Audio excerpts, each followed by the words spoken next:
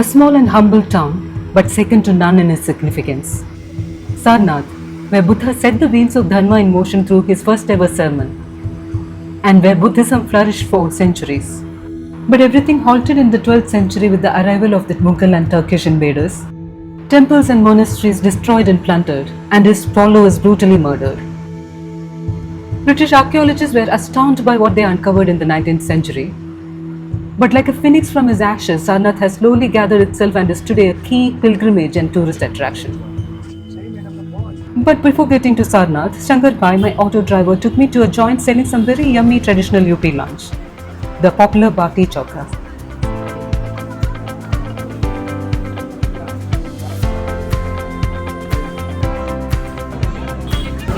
Baati Bati. Dal. Chokha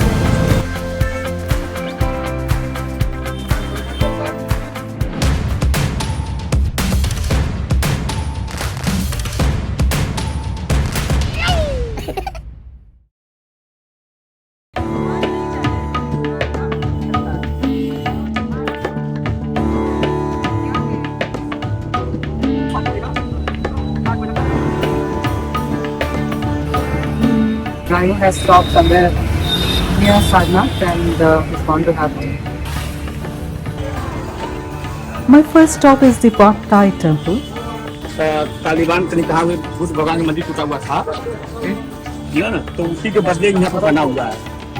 In the midst of a garden with fountains and blooming lotus stands a very impressive 80-feet statue of Lord Buddha. Inspired, as they say, by the Buddhas of Banyan, which were destroyed in Afghanistan. Unveiled in 2011, it is said that Buddhists across the globe contributed to his construction. Right in front is a pond dedicated to Buddha's mother, Mahamaya, and on the right, the very pretty Thai temple, the Hainayana Buddha temple, built by the Thai dignitaries in 1933. Along with the large golden Buddha in the center, we get to see other Buddhas holding different mudras, such as the Jnana Mudra, the Abhay Mudra, and the Dharma Chakra Mudra. And in front of the temple, the laughing Buddha and the depiction of Buddha's first sermon catches one's eye. My efforts, however, to understand if this huge stone represents anything went in vain, so if anyone knows, do share in the comments. A 5-minute drive takes us to our next stop, and this time it's a Jain temple. This temple is dedicated to Lord Srilankan, the 11th of the 24 Tirthankaras or spiritual teachers of Jainism. He was born to the king of Sarnath or Sinhapur as it was then known. As a king, he was a kind ruler and later on adopted the path of penance as a Digamber Jain monk.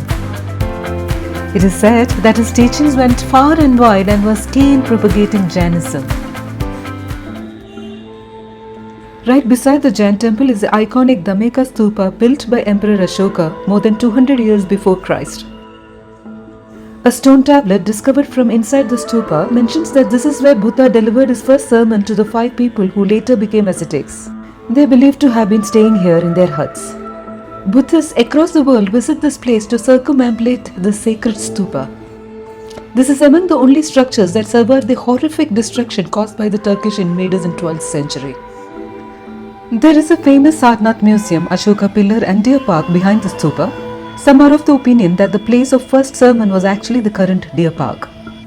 As it was closed, I couldn't visit it this time, but if you're coming over to Sarnath, I would very highly recommend it. Most people would return to Varanasi after visiting these 3 to 4 spots. But wait, I have more in store for you. The Srilankan Temple, or the Mulagandha Kuti Vihar. Built in 1931, the Vihar is enshrined with the holy relics of the Buddha or Sakyamuni as he is known in the Far East. Built by Angarika Dharmapala, the founder of Mahabodhi Society, the consecration of this temple drew devotees from all over the world. Buddha's relics kept here are taken in a casket in a grand procession around the tiny city of Sarnath every full moon day or Kartika Paunami in the month of November. As we enter, the foyer displays a huge bell gifted by Japan. And the main golden Buddha here also hosts the Dharma Chakra Mudra or the wheel of Dharma Mudra, which sets into motion the teaching of Dharma. Again, indicative of his first sermon in this very city. The Sri Lankan Buddhist temple, and over this side Let's see what this says. This is the sacred Bodhi tree campus and is very much a part of the Srilankan temple.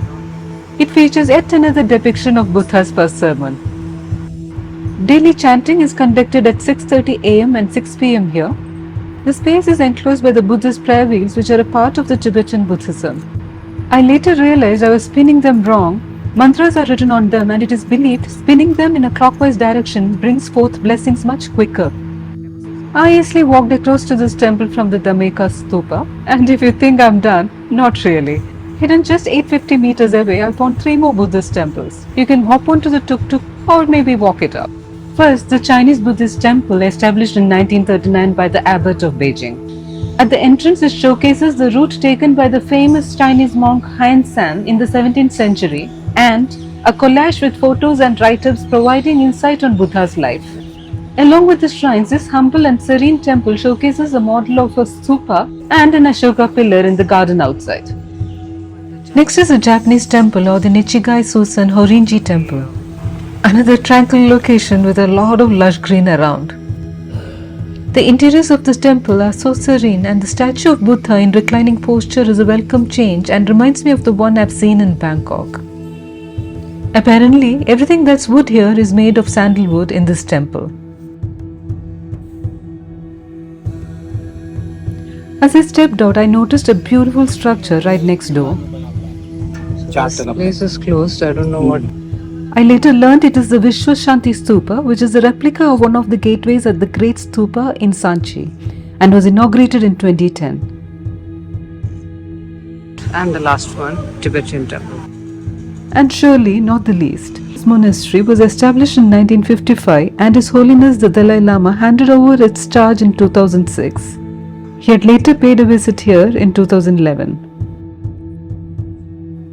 The main shrine of Buddha is with the Bhumi Sparsha Mudra where he summons Mother Earth to bear witness to his enlightenment. There is something absolutely calming about this monastery. Given a choice, I would have stayed put for a while longer here. And I was grateful to finish my day with this. On my way back, I saw the Chaukhandi Stupa. I tried sneaking in, but the security very politely showed me the door as it was closing time. Not allowed. Not allowed, huh? Okay. This lofty brick structure was initially built to mark the spot where Buddha met his disciples first when he travelled from Bodh Gaya. It was later modified by the Mughals to its current shape. And with this I say adieu to Sarnath, one of the 4 holiest places of Buddhism. It has now risen up beautifully despite his brutal past. And I feel grateful for the profound peace and solace I experienced in these temples. If you like this video, do consider subscribing. My journey continues and I hope to have you all join me. See you all next week.